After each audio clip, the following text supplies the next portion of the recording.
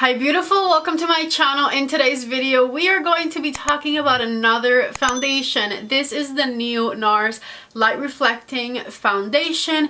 Out of all of the foundations that have been coming out during this month of January, I believe this is the last one I wanted to try. This completes 5 foundations total that I've tried during the past couple of weeks, and I cannot wait to do a little bit of a roundup video and tell you guys exactly what I think about them all, how they're different from one another, and which one is the one that ultimately is my favorite. If you guys are excited to see my thoughts on this one, don't forget to give the video a thumbs up and let's go ahead and get started.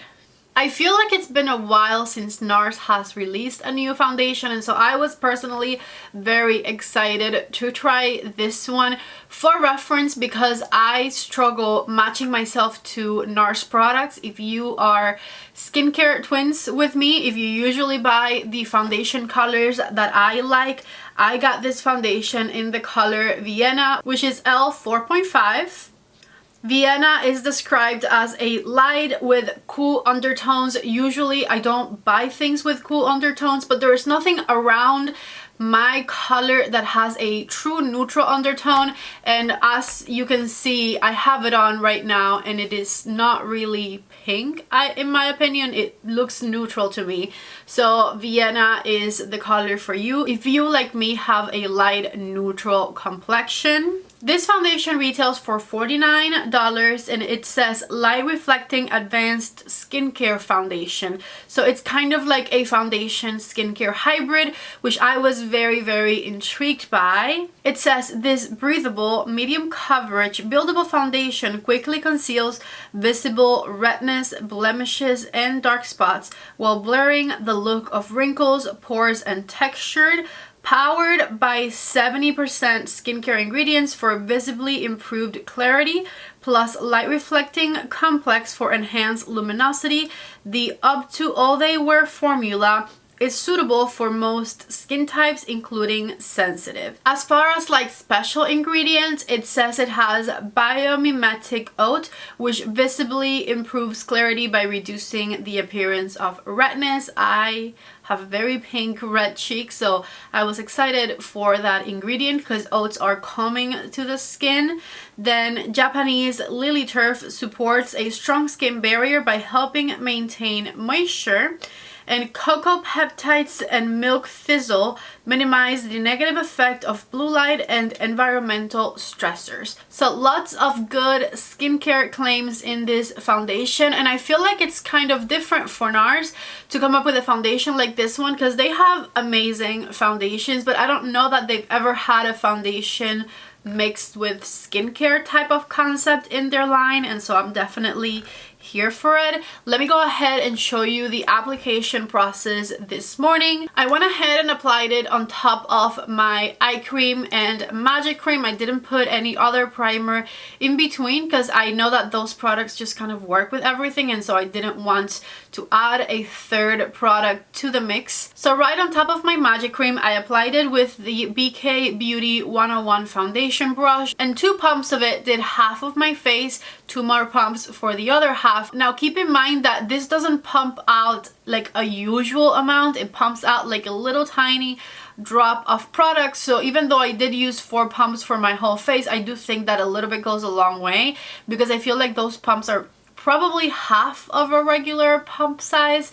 So just keep that in mind. The foundation, by the way, as per usual, comes with 1 fluid ounce of product. I did really like the color Vienna. I'm glad I went with that one. I was a bit confused about the description of the shades online, but this color was actually perfect for me. So if you're interested in any Nars foundation and your skin tone is close to mine, now you know what color to go for. And then after the foundation was applied, this is what things were looking like with the light up.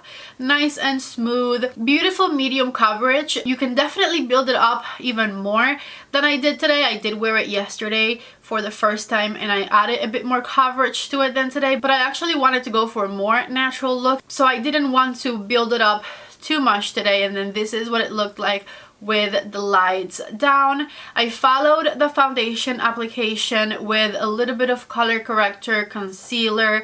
I applied a little bit of setting powder to my face, and after I had set the center of my face with a light translucent powder, and you can find everything that I used today linked down below. If you're interested in any of these colors, definitely check out the links in the description box. So after the powder was applied, this is what things were looking like with the light up. And then here is what it looked like with the light down. So as you can see, just a little bit less glowy in the T-zone area, which is just how I like it. And I was kind of in a rush today, so I didn't really do too much more to my face. I added a little bit more bronzer, mascara, and lip gloss, and this right here was my final look. I forgot to film the time on my phone, but I applied this makeup around noon. It was like 12 something when I first put it on, and I had to run some errands kind of immediately after. So I have a little clip of how things were looking in the car with natural lighting. So let me go ahead and show you that. Okay, so I am filming this little clip on the back camera of my phone, and I wanted to show you guys what things look like in natural lighting. I'm in the car, as you can see. And I've only had this on for maybe 45 minutes at this point. I really like the way this looks. It's very natural. I don't feel like it enhances my texture. I don't feel like it enhances my pores. It has a nice natural finish to it. So far, so good. And then it is now 4:20 in the afternoon, and I am back for another check-in. So this is my 4-hour check-in. I've just kind of been running around. I had a mask on for a little bit of time today. It didn't really leave any like marks right here, which usually happens, so that's good. And let me show you up close what it's looking like with the light up. And lights down, here is what things are looking like. So I'm getting a little bit of oils on my forehead and nose, but not too bad. I will say I noticed that like right here, you can see that it kind of settled into my smile line a little bit, and it's looking a tiny bit dry around my mouth, which was kind of disappointing because this morning I was really loving the way that it looked. It's not terrible, but I do see a little bit of dryness right here around my mouth area, and when things look dry, things look a little bit textured. See right here next to my nose? And then it did settle into this line ever so slightly right here. Besides that though, like the cheeks are looking good, the forehead is looking good. The area around my mouth is usually kind of the driest, so this is kind of like an area of concern for me, and it's not too bad, but for how thin and weightless as this foundation is, I was a little bit disappointed that it did that. Let me give you my first impressions on this product, and of course I will continue to wear it the rest of the day to give you a 10 to 12 hour wear test on it. But upon first impression, this morning when I first applied it, I was absolutely loving it. I love how customizable it is. You can kind of apply a sheer layer of it and it looks absolutely beautiful. It evens out your complexion so nicely. I like that it has a natural to glowy finish, not too glowy but not matte at all.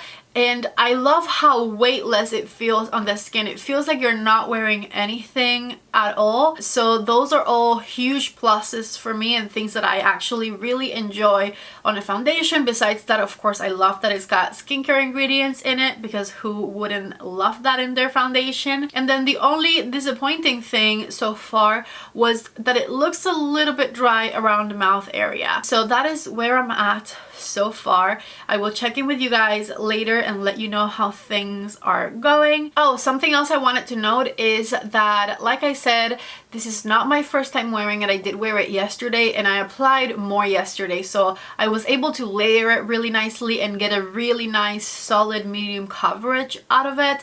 Today I went a little bit more sheer, but either way it performed very similarly. So I will see you guys later.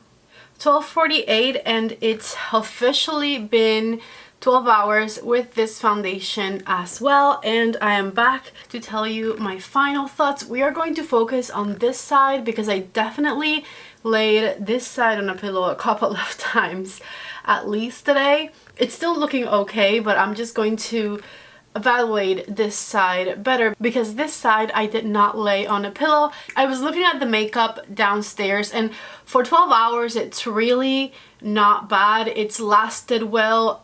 It doesn't transfer much. It looks nice and glowy still in some areas of my face. Now if you have super dehydrated, desert, dry skin like me, I would probably not recommend it for you because I do see that it looks a little bit dry around my mouth area. It got a little bit worse as time went by. I feel like when I first put it on, I was like loving it.